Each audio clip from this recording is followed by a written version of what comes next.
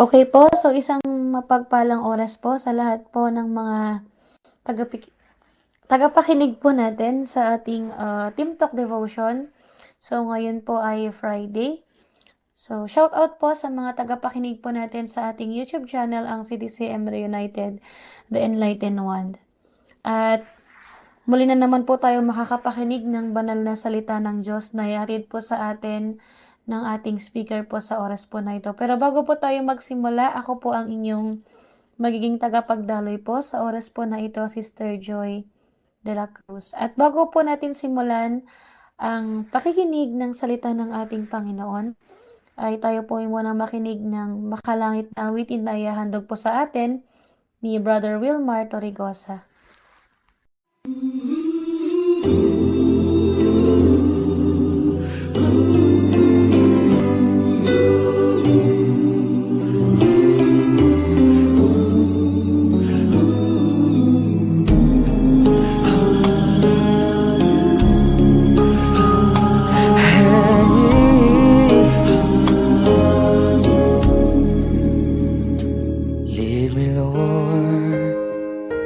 Lead me by the hand and help me face the rising sun. Comfort me through all the pain that life may bring. There's no other hope that I can live upon. Lead me, Lord, lead me all my life. Walk by me across the lonely roads that I may face. Take my arms to lend your hand, show me the way. Show the way to live inside your heart. All my days, all my life, you are my life. On my feet, all the time alone I need you there. You are my life. I cannot live alone. Let me stay by your guiding love all through my life. Lead me, Lord.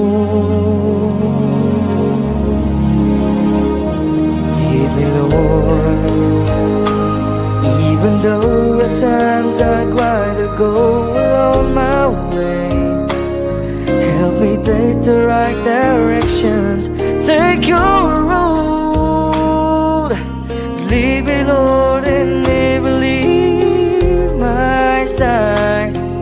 All my days, all my life, you are my light. You're the lamp upon my feet. All the time alone I need you there. You are my light. I cannot live alone. Let me stay by your guiding love all through my life. You are my light. You're the lamp upon my feet. All the time alone I need you there.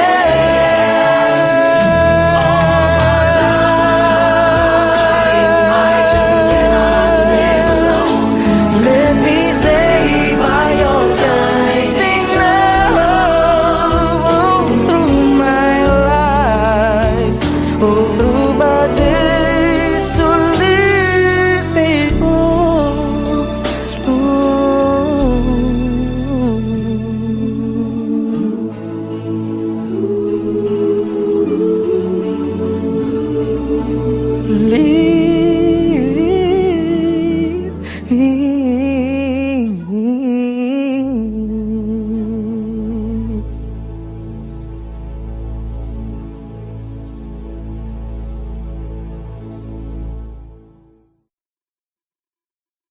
Let us pray. Father God, maraming salamat po sa pagkakataon na ipinagkaloob mo po sa bawat isa sa amin upang mabulay pong muli ng iyong banal na salita, Panginoon. I-bless mo po ang aming magiging speaker po sa oras po na ito na siyang mangunguna po, Panginoon, sa pagbabahagi po ng iyong mga salita, Lord God. Nawa po, Panginoon, ay hindi po ang kanyang tinig ang siyang marinig, kundi ang inyong tinig, Lord God. At nawa po ay buksan mo po ang aming mga puso't isipan nang sa gayon ay tumimo po sa aming mga puso't isipan ang iyong banal na salita, Lord God. Panginoon, ikaw nawa ang siyang bahalang gumabay at pumatnubay po sa bawat isa sa amin, Lord God, hanggang sa magtapos po ang banal na gawain na ito. This we ask in Jesus' name we pray. Amen. So maraming salamat po sa inyong inihandog na makalangit na awitin, Brother Wilmar. At ganun din po sa mga ka-YouTube channel po natin na makakarinig po ng banal na gawain po natin sa oras po na ito. Kung kayo po ay may mga problema at may mga pagsubok po na pinagdaraanan. Yan, makinig lamang po tayo ng mga banal na gawain. At don't forget share, and subscribe po ang ating YouTube channel, ang CDCM Reunited, The Enlightened One. So, tayo na po ay magsimula sa ating banal na gawain sa oras po na ito, na pangungunahan po ni Sister Janeline Sardua. Magandang gabi po sa ating lahat sa gabing ito. Ako po'y nagagalak at nasisiyahan na muli na naman pong magsasalita sa inyong harapan po, mga kapatid. Bago po tayo magsimula, mga kapatid, tayo po'y muna'y manalangin. Ama naming makapangyarihan sa lahat, kami po ngayon po ay lumalapit po sa iyo, Father God, upang humingi ng kapatawaran sa isip, sa gawa at sa pananalita. Father God, naman po'y patuloy niyo po kami bigyan ng kalakasan ng isip at puso. Father God, bigyan niyo po kami ng knowledge and wisdom upang mas lalo naming maintindihan ang inyong salita po, Father God. Yes, Father God, patuloy niyo kaming pagpalain. Sa gabing ito, Father God, ipinagkatiwala namin ang lahat sa iyo, Father God, kasi wala namang imposible pagdating sa inyo, Father God. Father God, ito po ang aming hinihiling, ninanais, inyong matamis at dakilang pangalan na si Hesus Kristo. Amen. So, mga kapatid, ang atin pong pag-uusapan sa gabing ito ay patungkol po sa ninanais ng ating puso or the desire of our heart. Ang ating pong teksto sa gabing ito ay makikita natin sa Psalms chapter 37 verse 4. Hayaan niyo po o pantulutan niyo po akong basahin ang ating teksto sa gabing ito. Delight in yourself in the Lord, and He will give the desire of our hearts. Wow, napakagandang mensahe. No, lalo na po yung sa huling binanggit natin po na the desire of our heart. No, so yun po yung ating pamagat sa gabing ito, the desire of our heart. Mga kapatid, ako po ay may tanong sa ating lahat po sa gabing ito. Tayo po ba ay merong ninanais ng ating puso? Meron po ba tayong mga hinihiling sa ating Panginoon, no, na gusto nating matupad?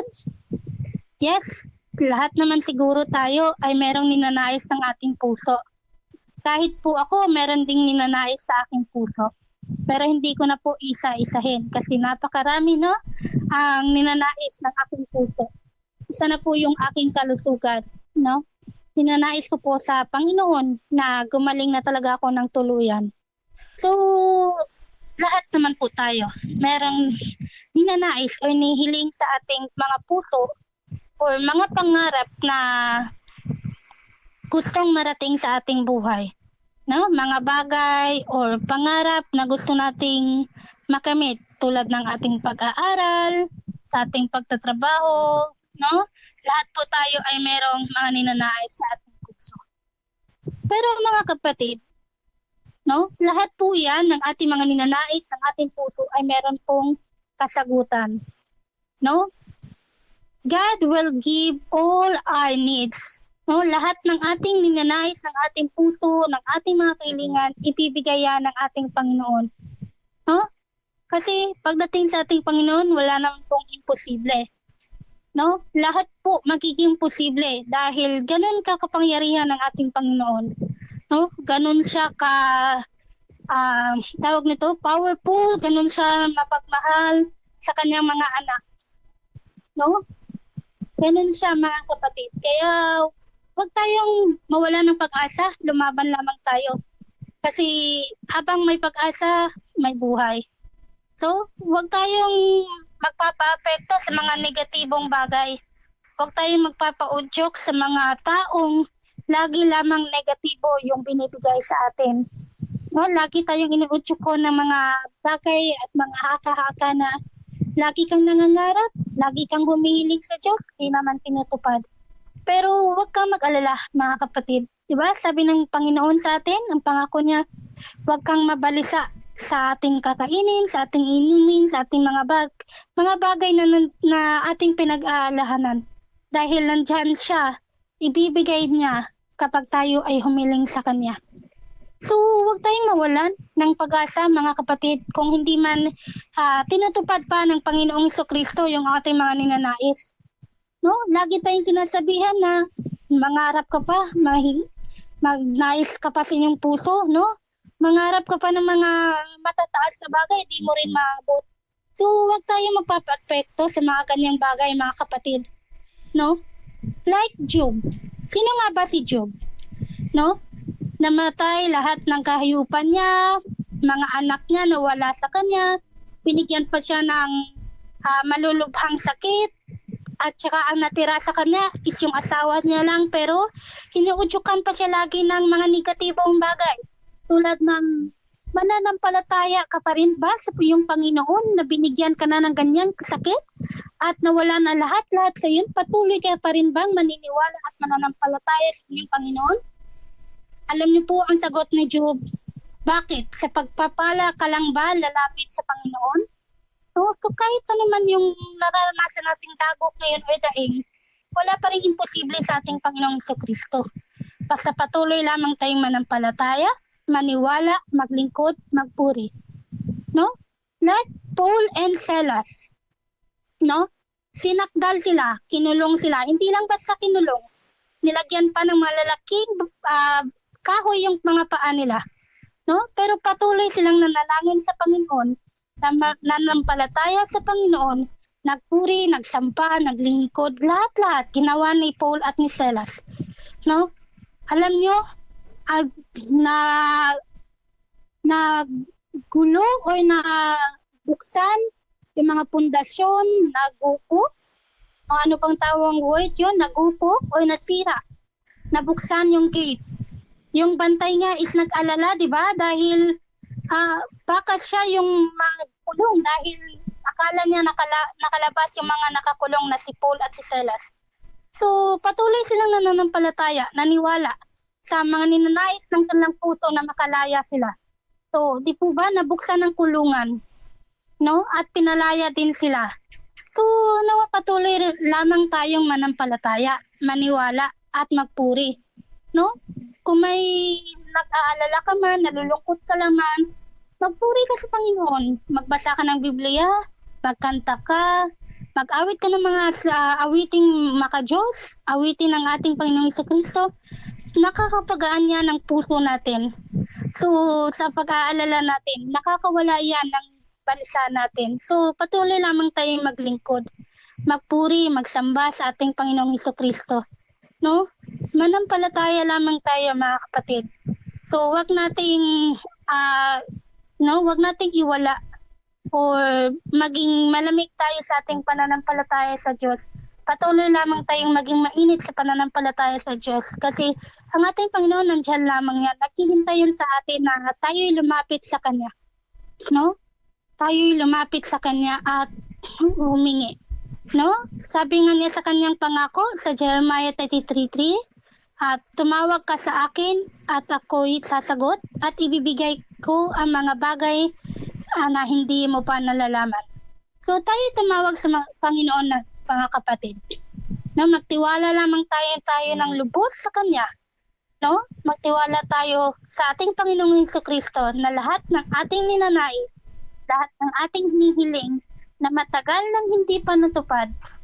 Matuto tayong maghintay mga kapatid sa kalooban ng Panginoon dahil ang ating Panginoon nandyan lamang yan, nakikita niya ang lahat-lahat. Hindi siya bulag, hindi siya bingi para hindi niya marinig ang mga dagok o mga hinaing ng ating buhay. So patuloy lamang tayong lumaban, patuloy lamang tayong kumapit sa ating Panginoong Kristo dahil nandyan siya, ang kanyang mga pangako na hindi niya tayo iiwanan ni bibitawan. Sumuli sa ating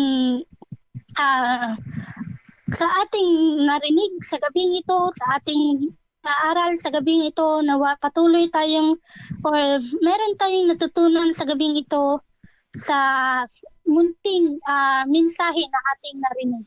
Sumuli, mga kasama, kapit lang, laban lang, habang mabuhay, may pag-asa at walang imposible pagdating sa ating Panginoong Hesukristo na mapagmahal at hindi tayo pinababayaan. Sumuli, maraming salamat sa gabing ito at tayo po'y successfully natapos na walang nakakahadlang. So muli, mapagpalang gabi po sa ating lahat. Isang napakagandang topic po ang naibahagi po ni Sister Janeline sa atin po sa oras po na ito. So, may magbibigay ba ng insight sa mga nandito? Dalawa lang nandito. Anyways, so shout out sa mga ka-YouTube channel po natin na maabot po ng banal na salita ng ating Panginoon sa oras po na ito. At kung meron din po kayong mga prayer requests, comments, and suggestions, ay maaari nyo lamang po yung isend sa ating YouTube channel dyan po sa ating comment section. So, isang napakaganda, no? Napakagandang topic or napakagandang explanation ang ibinahagi sa atin ni Sister Janeline about ninanais ng ating puso. So, lahat naman tayo, ika ni Sister Janeline, ay merong ninanais or merong hinihiling. Alam mo yung mga hinihiling natin, diba minsan, sinasabi natin, kailan ko ba makakamit yung ganito? Kailan ko ba maranasan yung ganito? May tatlo kasi tayong merong yes, no, and wait. Diba? Yun yung tatlong tugon ni Lord. Pag sinabi niyang yes, ibig sabihin, ibibigay niya yan sa'yo ng walang pag-aalinlangan. Pag sinabi niyang no, marahil hindi yun yung para sa'yo. Diba? For example, pinagpe-pray mo na sana magkaroon ako ng ganitong bagay, pero hindi niya binigay. Ibig sabihin, hindi yun yung para sa'yo. And wait, ibig sabihin na kailangan maghintay tayo na yung tamang panahon para sa atin. So, yun yung tatlong tugon ni Lord sa atin. And sabi nga ni Sister Janeline, ano man yung mga ninanais natin, ano man yung mga plano natin sa buhay, ay ipagkatiwala lang natin yan kay Lord kasi siya lang yung nakakaalam kung ano yung nakahandang buhay para sa atin. Siguro, may mga times na nagtatanong tayo na, bakit kaya ganito yung nararanasan ko? Bakit ganitong pagsubok yung nararanasan ko ngayon? Isipin na lang natin na may purpose si Lord kung bakit nangyayari to sa buhay natin. Bakit ako na-hurt? Bakit ako, diba marami tayong bakit. Pero sa lahat ng mga bakit natin is, wala sa atin yung kasagutan, kundi na sa ating Panginoon lang. Basta't meron tayong pagtitiwala at matibay na pananampalataya sa Kanya. So, sige. Para po sa ating closing song, no? Muli, maraming salamat po sa lahat po ng nakasama po natin sa ating Team Talk Devotion po sa oras na ito. At nawa po ay nagkaroon po tayong muli ng bagong aral. No, ang salita po na ito na ibinahagi ni Sister Janeline sa atin ay magsilbing paalala po natin sa bawat isa. So ako po ang inyong naging tagapagdaloy po sa oras po na ito, Sister Joy de la Cruz. At para po sa ating closing song, nabibigyang daan po ni Brother Reynaldo Buenaventura. Nasusundan po ng closing prayer ng ating speaker. Muli maraming salamat po and to God be the glory po sa ating lahat.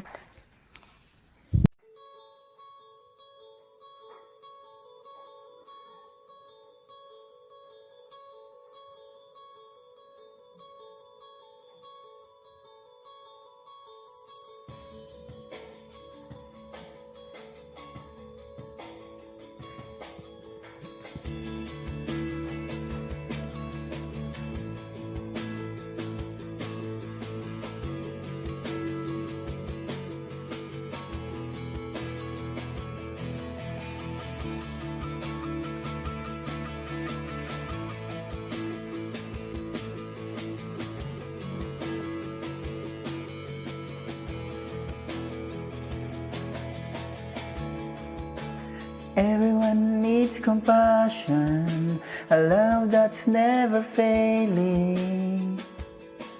Let mercy fall on me.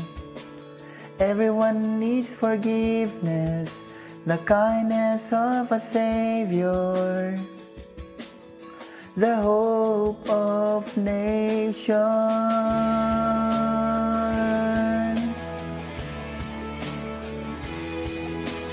Savior, He can move the mountains. My God is mighty to save. He is mighty to save. Forever, author of salvation. He rose and conquered the grave. Jesus conquered the grave.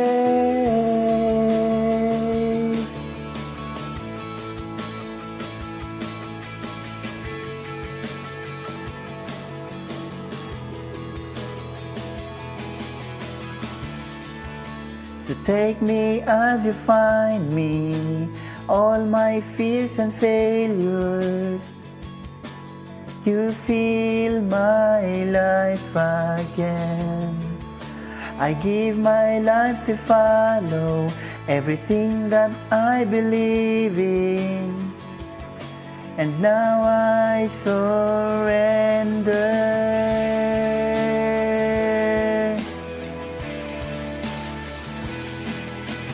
Savior, He can move the mountains.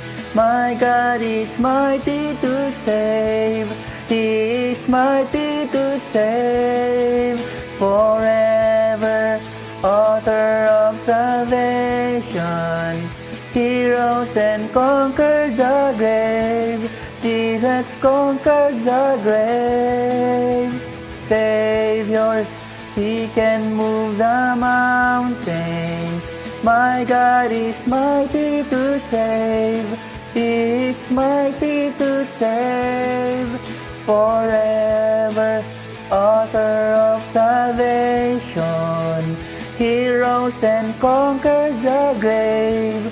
Jesus conquered the grave.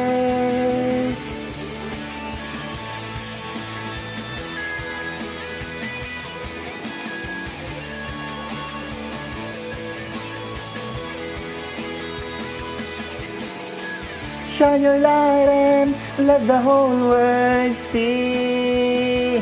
We're singing for the glory of the risen King. Jesus, shine your light and let the whole world see. We're singing for the glory of the risen King. Savior, He can move the mountains. My God is mighty to save. He is mighty to save. Forever, author of salvation. He rose and conquered the grave. Jesus conquered the grave. Savior, He can move the mountains. My God is mighty to save. He is mighty to save. Forever, author of salvation. He rose and the grave. Shine your light and let the whole world see. We're singing for the glory of the risen King. Jesus, shine your light and let the whole world see. We're singing for the glory of the risen King. Jesus, shine your light and let the whole world see. We're singing for the glory of the risen King. Jesus, shine your light and let the whole world see. We're singing for the glory of the risen King. Jesus, shine your light and let the whole world see. We're singing for the glory of the risen King. Jesus, shine your light and let the whole world see. We're singing for the glory of the risen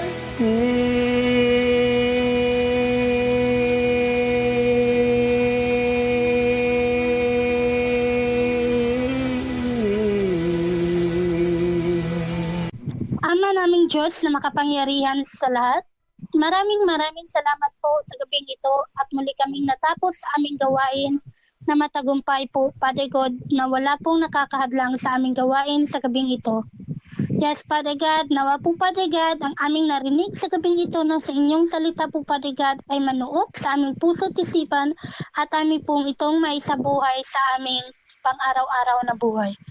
Yes, Father God, patuloy niyo pong pagpalain ang grupong ito, CDCM Reunited.